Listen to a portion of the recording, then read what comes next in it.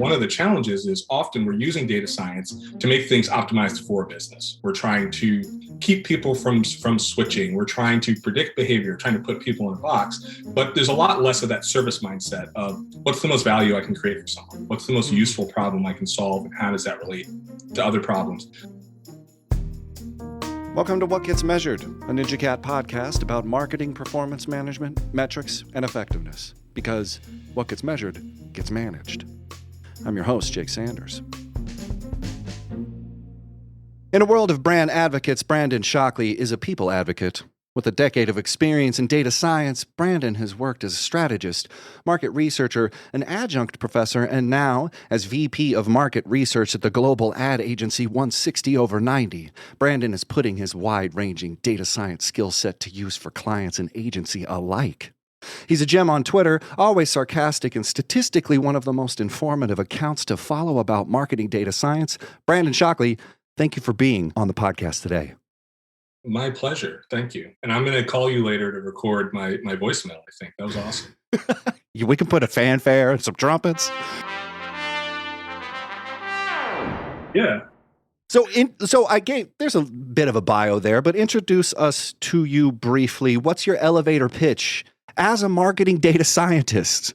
So as a marketing, data person, well, I should give you a little bit of nuance that Sure. I look up to data scientists. I don't totally see myself as a data scientist. So there are really well-informed people with lots of degrees and modeling experiences, people like, and of course, I'm going to forget folks as I start trying to name them, but Sean Taylor at Lyft and Leo Ubiali at Babylon, and folks who I talk to on Twitter and try to, steal ideas from them, who are really heavy-duty data scientists. I'm a marketing person who uses data science. So I'm closer to the practitioner end. But as far as what my elevator pitch, and the elevator doors have probably closed on me by now. Right, yeah. But as far as my elevator pitch, the thing that we talk to clients a lot about is this idea of less data, more insight. That at least for the types of organizations we work with, which are a wide range of global marketing teams, US teams, pro sports teams, and so on, nobody has a shortage of data. We aren't running into any clients who say, I don't have data. We've run out of data. Everyone has more data than they know what to do with. So really what my job is and what my team does, try to take all that disparate data, bring it together into a cohesive narrative, try to find the story that can draw on multiple data sources, that is useful, is non-obvious, and can be put to the test. And that's really the value we get out of it. That's the clients who we have had good relationships with. That is, what they're excited about and what's working for them. So it's really almost like taking a step back from the data and finding that story. Love that. People love a good story. So you make this claim, the people advocate. A lot of brand advocates out there. People don't always equate data science with people. How do you talk to us more about that? People advocacy through data science. Yeah, so we were talking a little bit about this earlier, but sort of having the qualitative lens to what is something that's mostly quantitative. And I don't know if this has come up in any of our conversations, but I actually started out on the qualitative side. So I was in a small research practice, worked with a brilliant guy named Earl Wilcox, who was one of the top qualitative researchers for advertising in the US and really was an innovator in the field. He was one of the founders of the account planning group when that came to the US. So really heavy hitter guy. And I actually stole that line from him. I think it's still on his LinkedIn and or Twitter, but that was his philosophy that I really adopted and I drank that Kool-Aid. And Earl and the folks kind of from that cohort of sort of planning legends really talked about the idea that the planner is the voice of the customer, the voice of an audience inside a business, that you're sort of picking a side, that a business, a marketer has objectives, they want to sell things, and a customer, a person out living their life has needs, and they're not thinking about, your quarterly sales figures and those sort of things. So how do you take the things someone needs, the things they're concerned about, their priorities, and translate that into what the marketer, is doing, and really try to advocate for them coming back to your question, one of the challenges is often we're using data science to make things optimized for a business. We're trying to keep people from switching. We're trying to predict behavior, trying to put people in a box. But there's a lot less of that service mindset of what's the most value I can create for someone? What's the most useful problem I can solve? And how does that relate to other problems? So this idea of being a people advocate is use these tools, use research to understand people. They're the most important person in the world while you're talking to them in that focus group or in that survey. Mine that from people and then use that in your marketing. And the fun side of that is the upside is that leads to enormous creativity. It's really effective. It gets you to better campaigns, better products, a better relationship with your customers. So that's where people fit into data science, into kind of marketing data science. One other thing, a footnote on that, I would just add is the other people who are part of that equation are the people, or your colleagues, right? So they're the people inside the business that being people oriented and knowing once I take this report or this analysis and hand it over to someone, what are the decisions they actually make day to day? What are the challenges they have in their job? Who do they report to? What's the deliberation process? All that kind of stuff will get you to more effective results because pretty much anything you do with research, with insights, is going to be filtered through others, right? So you need some way to maintain that fidelity and keep that connection as it's sort of circulated throughout an organization.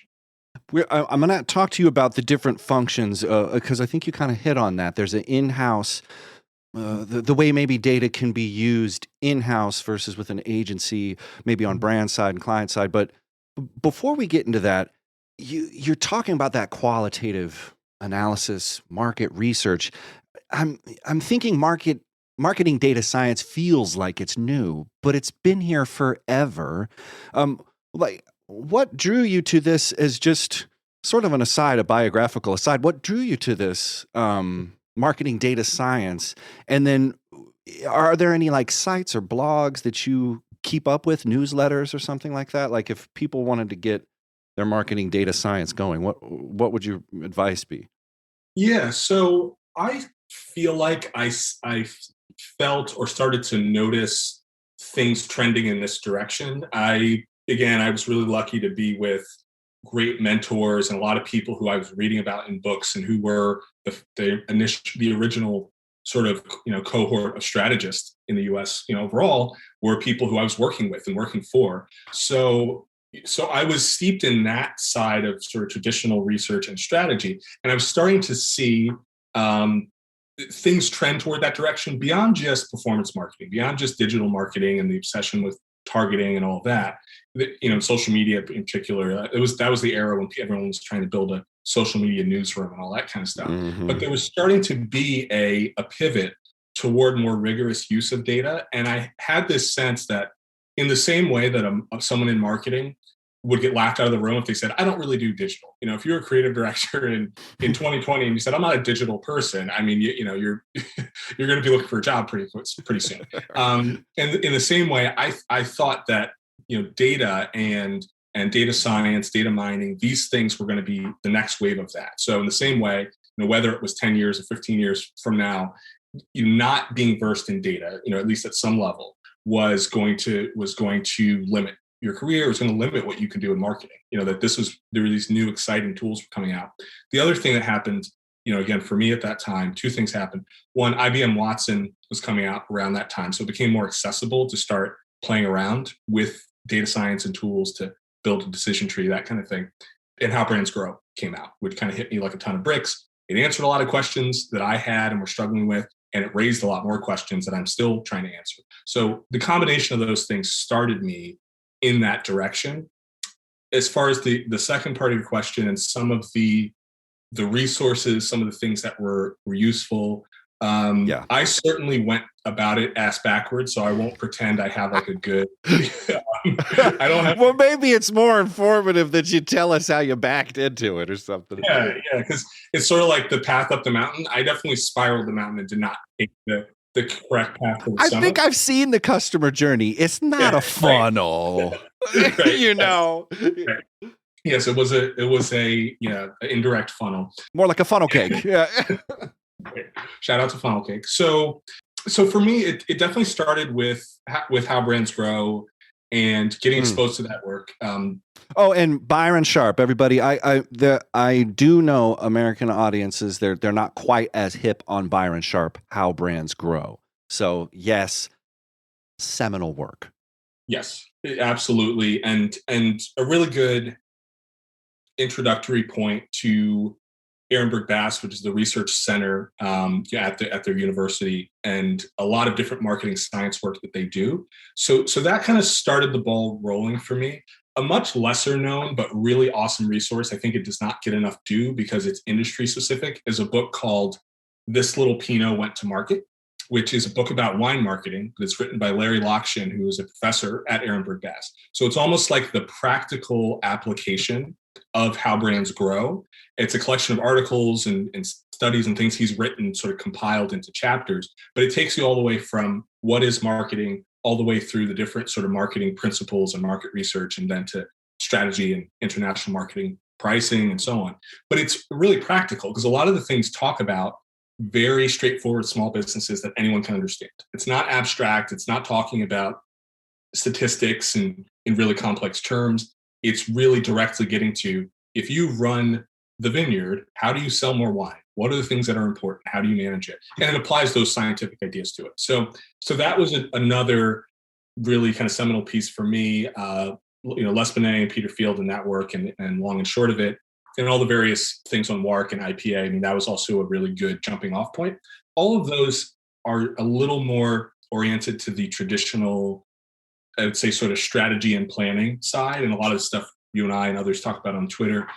As I started to verge more into the data mining, data science side, that was after I had started at 160/90. So we were building out the research practice then. I joined right before we became part of Endeavor. And so we were kind of figuring out how we're putting the practice together. And I had these thoughts about data mining and how to bring these things together. So I read a book called Algorithmic Marketing, which was a decent sort of way to get my feet wet, but maybe I did more than get my feet wet. It's sort of, maybe I jumped in the deep end. Actually, it was like a little too intense. And the good thing about it was that really spurred me to build some more fundamentals, just to look at, okay, what are some gaps I can fill as far as my knowledge of statistics. I took some statistics in school and did, all right at it, but, not the deep level that was needed to work through some of that type of material. So read Algorithmic Marketing, sort of reread it at different points, but I found some good sort of ways to bootstrap myself as far as just the basic skill set. So again, I'm just rattling off a lot of resources. I love it. Practical statistics for data science. I think that's the title of the book, which is one of the O'Reilly books. It's really great. Just statistics refresh and primer and the application to data science. There's a data mining book, which kind of looks like a telephone book, which is like a huge compendium of these different techniques and algorithms and stuff. And the other one, just to your point on blogs and newsletters, is a Medium account, and just getting on like Toward Data Science and some of these other blogs that are out there. That's the main one. I mean, everyone and their grandma publishes in Toward Data Science and has a lot of different primers and tutorials. But for specific algorithms, that was a huge resource. And I'm forgetting actually one of the massive ones, and I need to give a shout out to Josh Starmer, who has the YouTube channel StatQuest, which is, I'm convinced, the greatest educational tool for statistics in the world.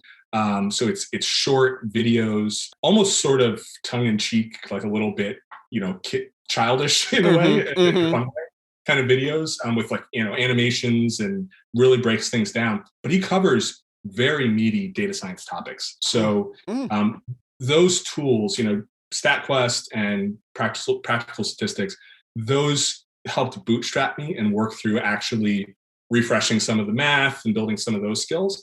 And then from there, it's just, trying to grab more resources and more of those, different data science books. So again, Algorithmic Marketing is a good one. There's a huge book called Database Marketing. Those are the two major ones for us.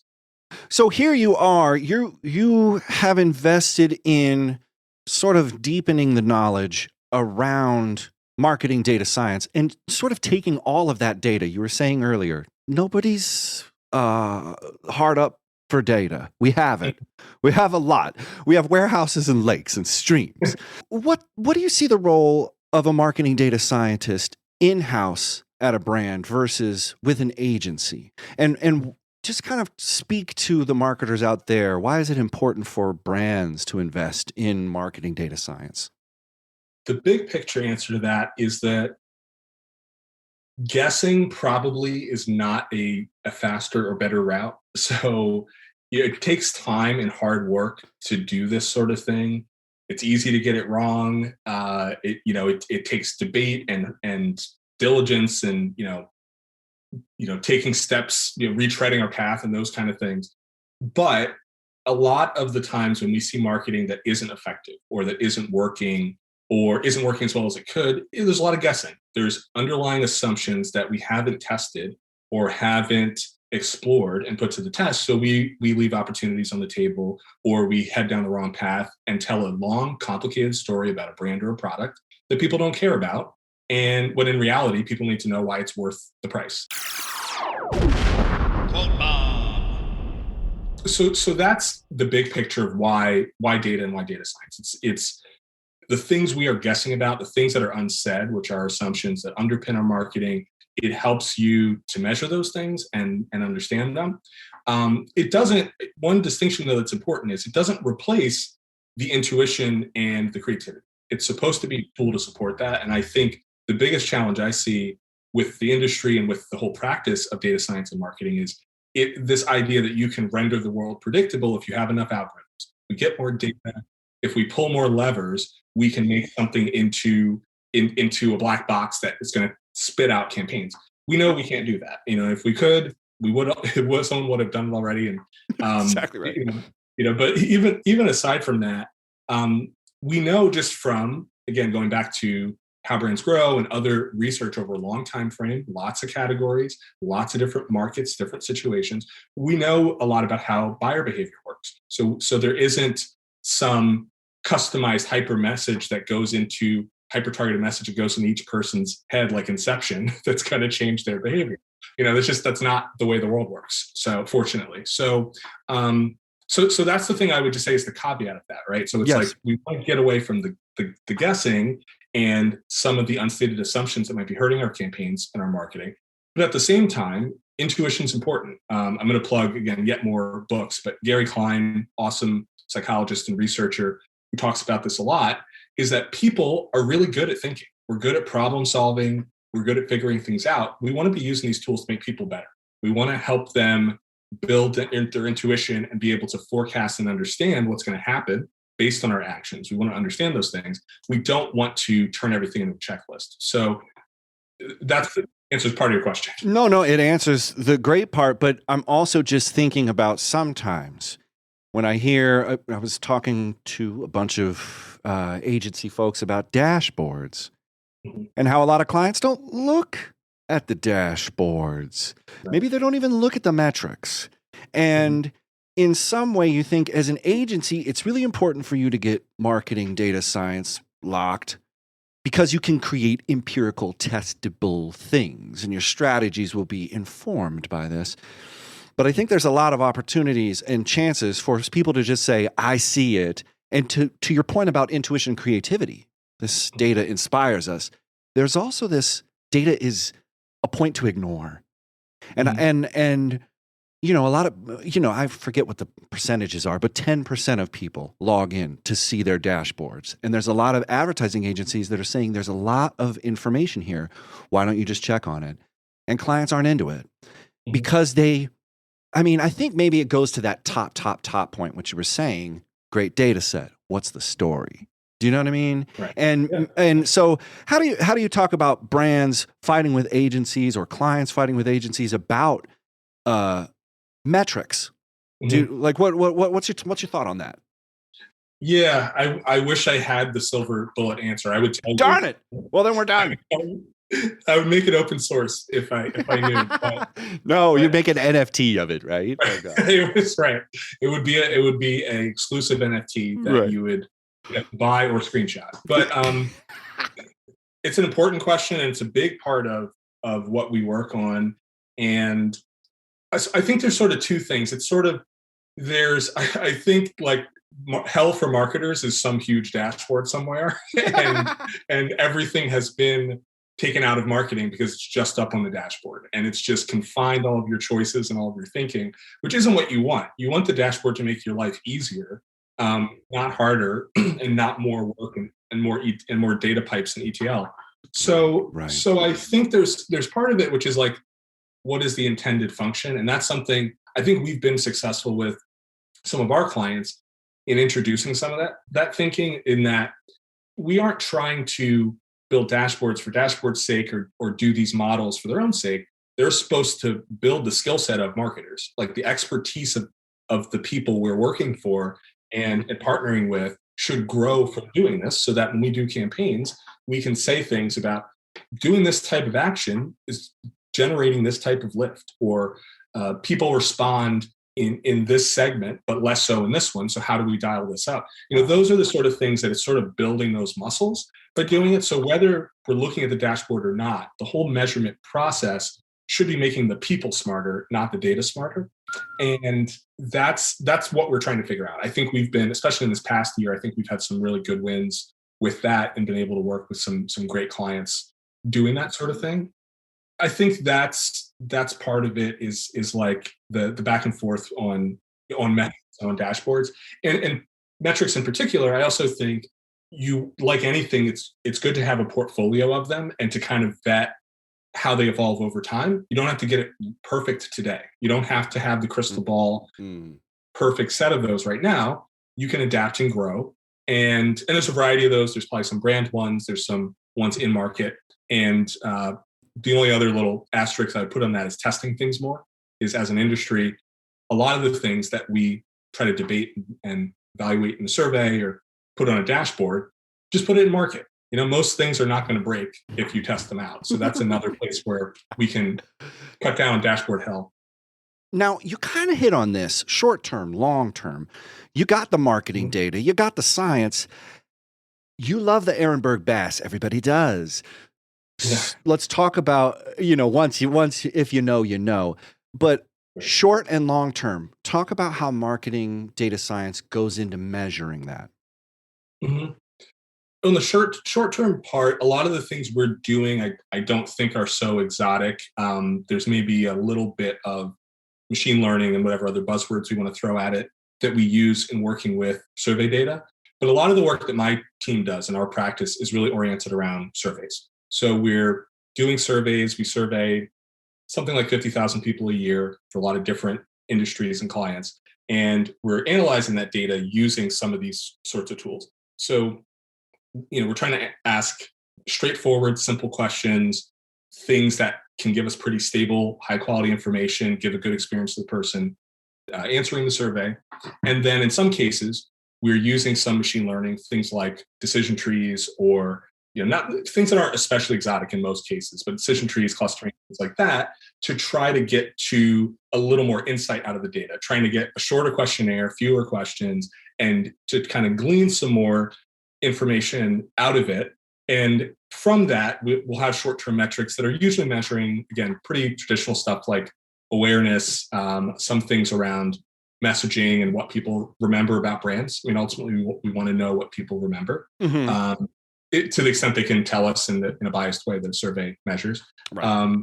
But we track those sort of things. And no one gets paid in brand awareness or in consideration. So we always look at those things with a grain of salt. Those are directional. The key there is to make us smarter and produce better work and make sure our work gets seen and remembered. So that's really the function of that. In the short term. Experiments are another thing in that I would say maybe short to medium term, where it's looking at in either test and control markets or maybe things a little more sophisticated, but that we can sort of have that baseline to compare to, or construct that baseline artificially to see what's the lift we're getting when we're putting this in market. What's the incremental kind of growth that marketing's giving us? That's ultimately the $1 million question. Everyone wants to answer some version of that. I think there's a lot of qualitative nuance in that, even if it is a quantitative exercise. But we're trying to figure out, when we do this experiment, are we getting people to take up this offer? Who are the types of people who are doing it? Those kind of things. So those are some of the things we're thinking about in maybe short to to Middle medium term. middle term. Yeah, middle of the funnel, I guess, middle of the process. I don't want to say funnel because that's Yeah, I was thinking path. Yeah, but yeah, I hear what you're yeah. saying. And long term, it's purely about money and awards. No, I'm kidding. And you pay for those, and we're going to Cannes, baby. Woo! Fire up the jet skis, Brandon. I mean, jokes aside, it's business results. I mean, it's tough to quantify some of that.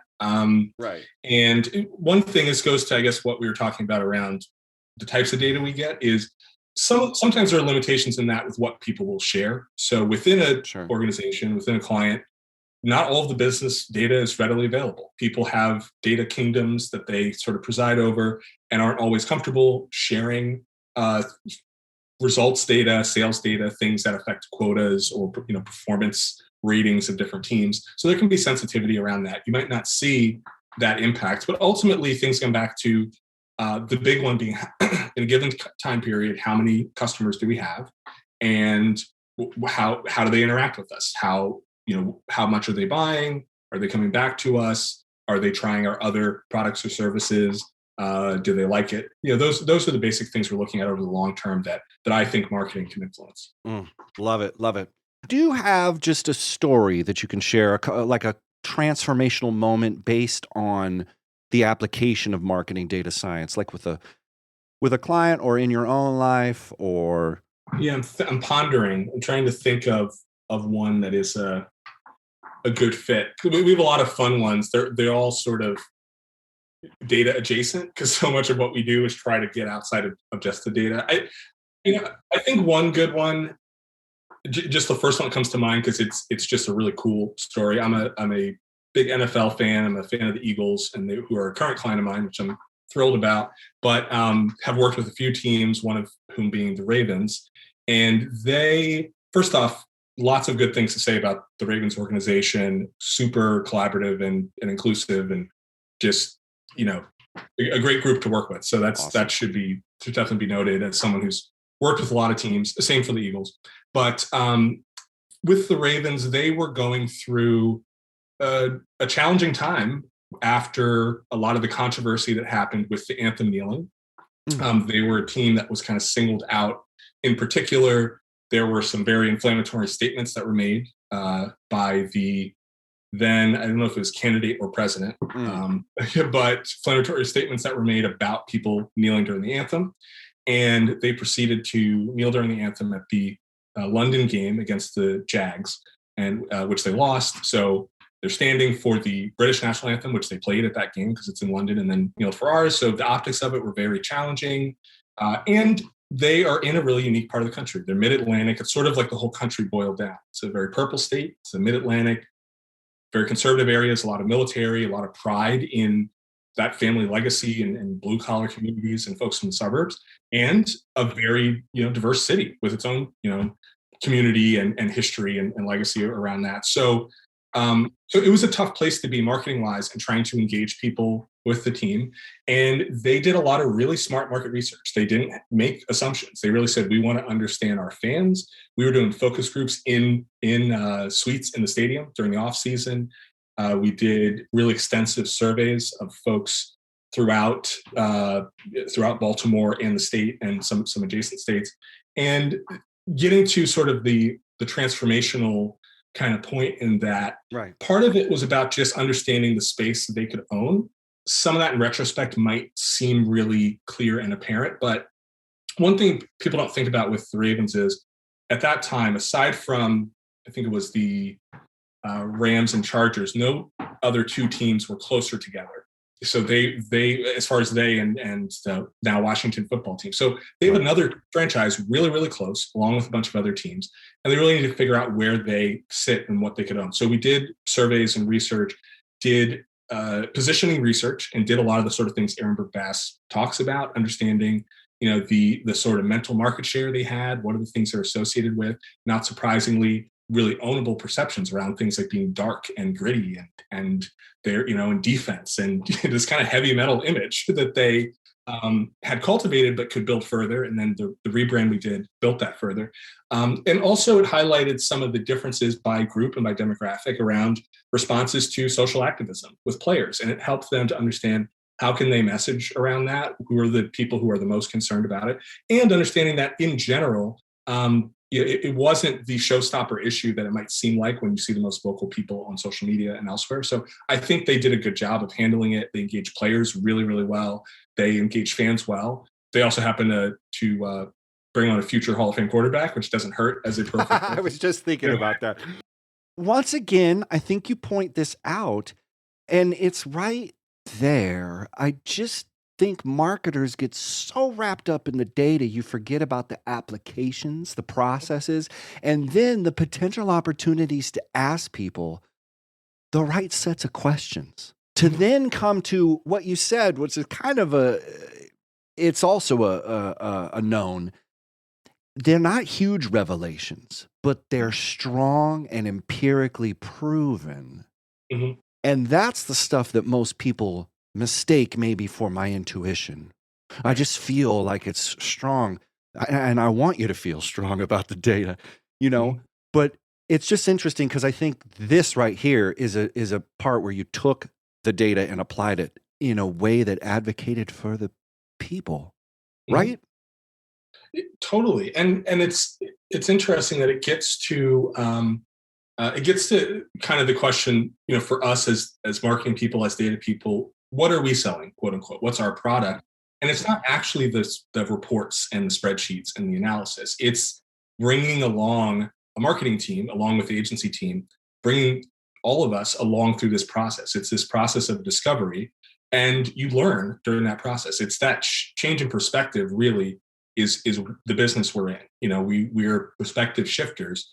That's why the Ravens comes to mind. It was such a case of that, and it was such a case where everyone was so committed to team success. There was no ego, there was no sacred idols going into that. It really was about, let's learn, let's challenge our assumptions, let's get closer to the fans.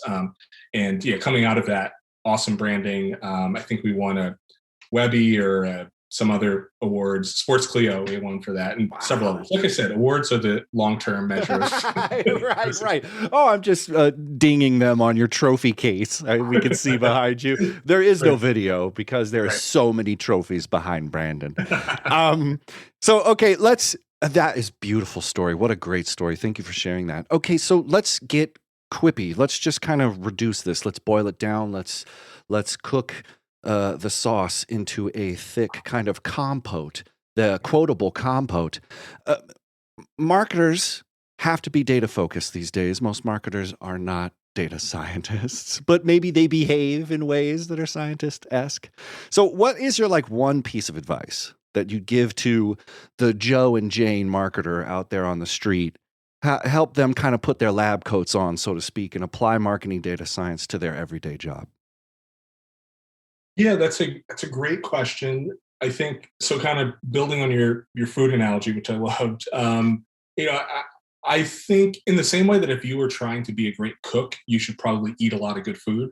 I think there's part of this which is kind of developing your taste. It's developing your palate to know what quality is, and that's a hard thing to do. You can read a lot of books and do YouTube tutorials and take certifications and all those things, which are great to do those. But part of it is just the sense of it. It's when you look at data, what should it look like? Does this seem right? What question should I ask?